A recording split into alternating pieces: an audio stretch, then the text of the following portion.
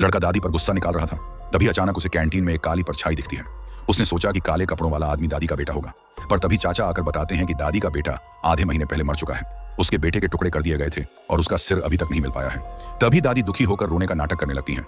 तभी टीचर आते हैं और लड़के को यह तमाशा बनकर दादी से माफी मांगने को कहते हैं। इस घटना की खबर फैलते ही सारे लोग लड़के को ही दोषी ठहरा रहे थे। सारे बच्चे उसकी वीडियो बनाकर इंटरनेट पर डालने लगे थे और अगले दिन से ही वो दोस्तों की नजरों में हीरो से जीरो बन गया था। चारों तरफ उसकी बेइज्जती हो चुकी थी, जिससे वो रोने लगा था। लेकिन फिर एक दिन बिल्ली को देख उसे एक आइडिया आता है। वो बिल्ली को मारकर दादी को फंसाना चाहता था, पर दादी की रसोई में घुसते ही उसे एक भयानक दृश्य देखने को मिलता है।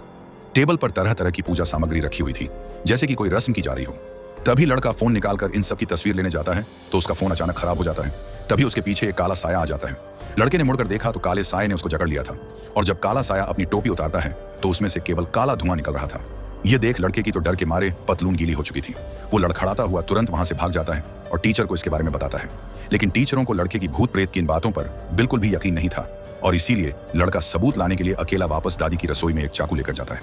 उसे टेबल पर एक पोटली नजर आती है, और जब उसने पोटली को खोलकर देखा तो उसके होश उड़ जाते हैं, क्योंकि पोटली में दादी के बेटे का सिर था।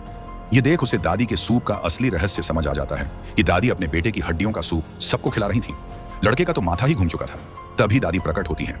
लड़का डरते हुए उनसे जान की भीख मांग रहा था, लेकिन क्रूर दादी ने लड़के का सूप बनाकर अगले दिन बच्चों को खाने के लिए दे दिया था। और जब लड़के को कटोरे में मांस के टुकड़े पर उसके दोस्त की गर्दन का टैटू मिलता है तो उनकी हालत खराब हो चुकी थी।